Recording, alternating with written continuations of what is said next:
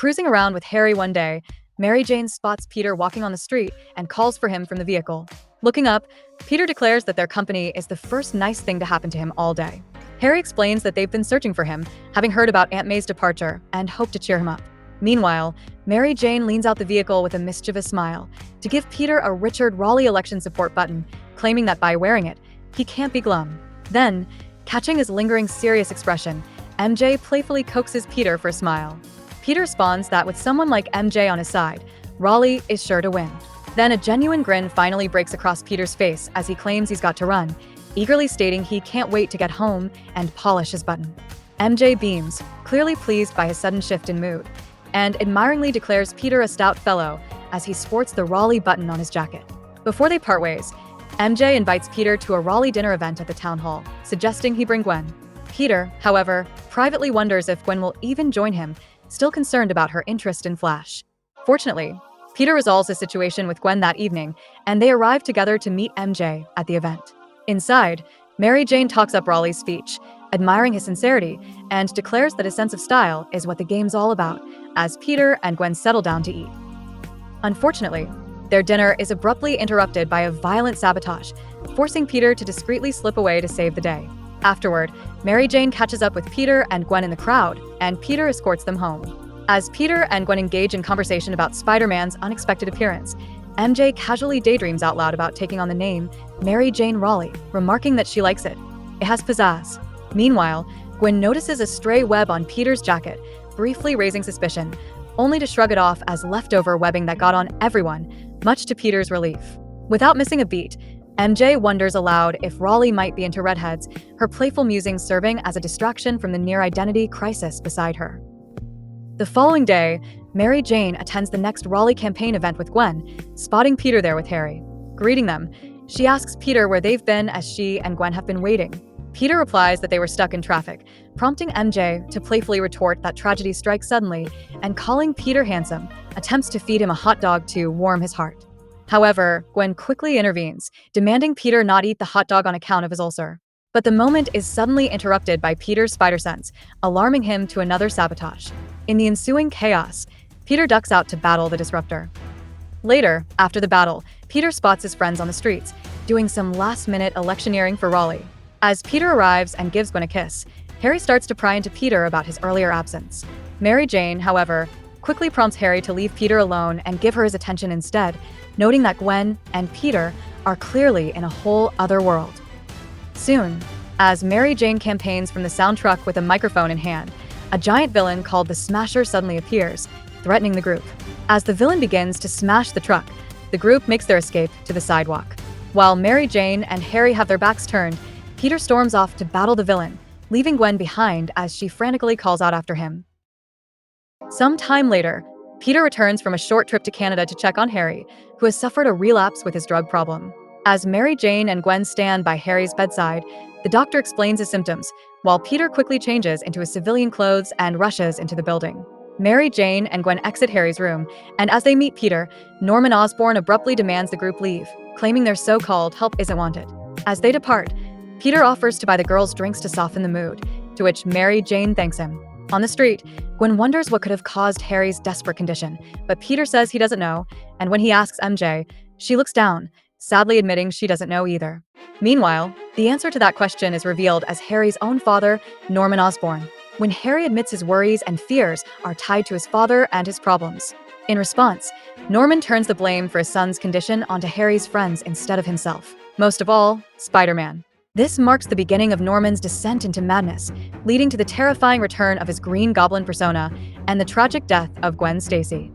Reeling from the death of the girl he loves, Peter hunts Norman down, leading to a final brutal battle where the Goblin seemingly meets his end. Meanwhile, after hearing the tragic news of Gwen Stacy's death, Mary Jane goes to Peter and Harry's apartment. She waits for several hours, until finally startled by the sound of a key. Seeing the haunted form of Peter Parker enter the door, Mary Jane softly tells him she heard about Gwen and how sorry she feels. But Peter abruptly interrupts her, lashing out in a fit of grief-stricken anger. Mocking her usual carefree attitude, Peter cruelly claims Mary Jane wouldn't be sorry if her own mother died, unknowingly tearing open a deep wound from Mary Jane's past, painfully bringing her to tears. He then insists she wouldn't care about serious people like him and Gwen, ordering her to get out and that he wouldn't want to spoil her fun. Approaching the door to leave, Mary Jane briefly pauses, and in that moment, with the tears still stinging her eyes, her mask comes off. Refusing to run this time, Mary Jane stays and closes the door, opting to face the pain of the loss together with her friend, Peter Parker, and marking the beginning of a pivotal turning point in their relationship. 3 days later, with her mask of carefree indifference fully discarded, Mary Jane stands solemnly in mourning over the grave of Gwen Stacy. After the funeral service ends and the crowd disperses, MJ stands near as Peter hugs his aunt goodbye and has a parting conversation with Flash regarding Gwen. After all the other mourners have left, only Robbie, Peter, and Mary Jane remain. The three then depart, as Robbie delivers Jonah's condolences to Peter, explaining he had other business to attend to which Peter harshly scoffs back regarding Jonah's lack of respect. Walking away with Peter, Mary Jane worriedly remarks that he sounds bitter, but Peter simply replies that he just feels lost. In response, MJ kindly takes Peter out for coffee, insisting he needs it. Some time later, Mary Jane then drags Peter out to a school concert, committed to helping him recover, but he remains in poor spirits during his attendance. Worried for his mental state, MJ reminds him that she invited him so that he could get out of his own head. Peter responds that he's just not ready, that he needs time to adjust.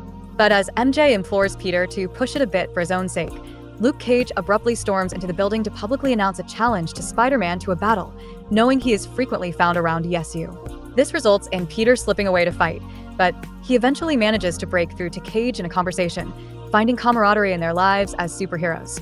Then, Peter changes back into his civilian clothes and returns to the emptying concert hall. As Mary Jane meets back up with him, she has to call his attention as Peter almost walks right past her, and in response, he explains that he had his mind on something. As the two leave the campus together under a full moonlight, Peter shares that he had talked with someone, and it made him suddenly realize that he's not really alone after all. A week later, Peter finally attends class again for the first time since Gwen's death. However, he can't handle the pressure of being around his classmates, convinced they are all thinking about his situation. In frustration, he snaps his pencil and storms out of the classroom. Mary Jane notices his abrupt departure and runs after him, still steadfast in her efforts to help him recover. As she catches up in the hall, a tense Peter tells her he's not in the mood to talk. But Mary Jane insists they are all tense and implores Peter not to play hermit, asking him how long he's going to keep doing this. Peter replies that he doesn't know and is still unsure when or even if he will recover. As MJ continues to plead with him to pull himself together, Peter snaps back, asking what difference is it to her, reminding MJ that she's Harry's girl, not his, though he appreciates her interest. Questioning what he means by appreciating her interest, Mary Jane starts to explain that it's not just that.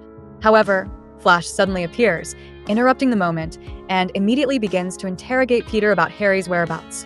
Peter's irritation boils over, and he snaps that everyone seems to think both he and Harry are freaks, just because they want to be left alone. Then, after saying he's had enough and demanding that Flash and MJ bug off, he storms away angrily. Later, at a coffee shop near campus, Mary Jane meets with Flash for breakfast, looking noticeably downcast. Seeing this, Flash asks her what's wrong, and coaxes her for a smile. MJ uses her fingers to force a smile onto her face, apologizing that she hasn't been her usual bouncy self lately. She guesses she's been brooding about Peter again, adding that it's a habit that she's going to have to break. Flash adds that she's been as much of a bummer as Peter lately, as Harry Osborn unexpectedly enters the restaurant. MJ tries to call out to him, but Harry walks straight past their table, ignoring her. When Flash begins to belittle him, MJ immediately speaks up, asserting that both Peter and Harry have been through a lot lately and deserve a break. But as Flash continues to berate their grief, claiming it's devolved into self-pity, MJ walks over to Harry, telling him not to listen to Flash, that he doesn't understand what Harry has gone through. In response, Harry angrily turns against MJ, claiming she doesn't understand him either, and demands she take her false sympathy to Parker. He sneers that Peter's the guy she's been with lately, while he's only the guy that she's supposed to be with.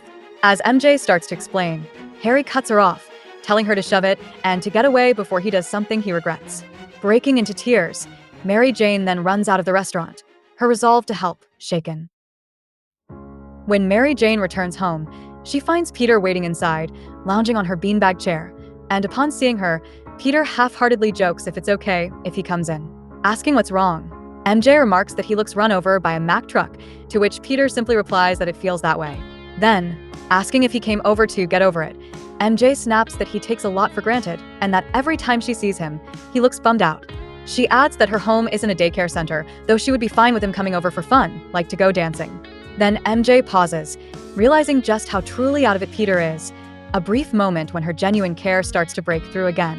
Yet, before she can soften her guard, MJ recalls the painful incident with Harry that morning and her resulting decision to not get involved. Then, demanding that Peter get out and only call her when he cheers up, MJ shows him the door. Peter wearily exits, simply saying he'll see her around sometime. The next time MJ sees Peter, he's on campus, being lectured by Professor Warren for not attending his class. Afterward, she offers that Peter join her and Flash for drinks, claiming that they won't take no for an answer, with a big smile. But with a hardened expression, Peter declines the request, saying that no is the only answer he's got, leaving MJ with a pained expression as he storms off. Later, Mary Jane attempts to take Harry out to a movie, but he refuses to answer the door. With growing anger, MJ frustratedly yells that if Harry doesn't want her to think he's home, then from now on to her, he's not home anymore, and neither is she. She then breaks out in tears as she retreats down the stairs to exit. Meanwhile, Harry sighs in relief as MJ leaves, holding his father's gear and declaring himself as the new Green Goblin. Soon, a change to Peter's behavior abruptly begins when he discovers a murder outside of MJ's apartment while patrolling the streets. Reflecting on how Mary Jane has been looking after him since Gwen died, he decides that it's now his turn to look after her, if she'll take his help. After Peter knocks on the door and states his name, MJ slowly opens the door, asking Peter what he is doing there in the middle of the night. Peter then enters, as a distressed Mary Jane tells him that she is frightened, half out of her skull. Making MJ coffee, Peter sits down with her to pry for information, but she claims that she doesn't want to involve him. But Peter insists that he already is involved because she is his friend, prompting MJ to open up that she saw who killed the girl. When Peter suggests they call the police, MJ refuses, revealing the murderer had directly threatened her, swearing revenge if information about him got out. Angry at Mary Jane's cowardly behavior and willingness to let a killer go free, Peter scolds her and storms out of her apartment. As he leaves, he thinks that though he may have lost her as a friend because of his outburst, he still hopes it sparked her to call the police, at least out of spite. The next day on campus, Peter reaches out to Mary Jane and offers to buy her a drink, apologizing for snapping at her the previous night. But the tables are now turned, and this time, Mary Jane withdraws from Peter, claiming she should be the one to apologize for the lie she told him, pretending she didn't see the murder, and calling it all a gag. Seeing right through her weak attempt to brush him off, Peter declares he doesn't believe her. As he starts to argue, Flash abruptly interrupts, driving up in his new car and offering them a ride. As they get in, Flash senses the tension between them and questions what happened, prompting Peter to explain they were having an argument. But before Peter can elaborate further, the Vulture suddenly swoops in, grabbing Mary Jane from the vehicle. The incident startles Flash so much that he passes out and wrecks his car. First ensuring Flash is unharmed, Peter then storms off to rescue Mary Jane as Spider-Man. Meeting the Vulture in the air, the villain drops MJ to distract Spider-Man. Seeing her fall, the memory of Gwen's death flashes through Peter's mind. Proclaiming that he won't let it happen again, Peter dives for Mary Jane through the air and grabs her before she hits the ground, using nearby trees and his superhuman agility to gracefully land her to safety. Declaring she'll be okay, Peter accidentally slips out Gwen's name. Realizing his mistake, Peter is snapped back to reality, claiming MJ isn't Gwen, and she can never be Gwen. Not to him. Still, she's a friend, someone he cares about. Setting her down gently to rest, Peter swears the Vulture will never hurt anyone again, and goes on to battle him. As Mary Jane and the crowd look on, the villain flies Spider-Man into the air. Suddenly, the Vulture drops Spider-Man from high in the sky, and Mary Jane looks on in horror as he plummets towards his death.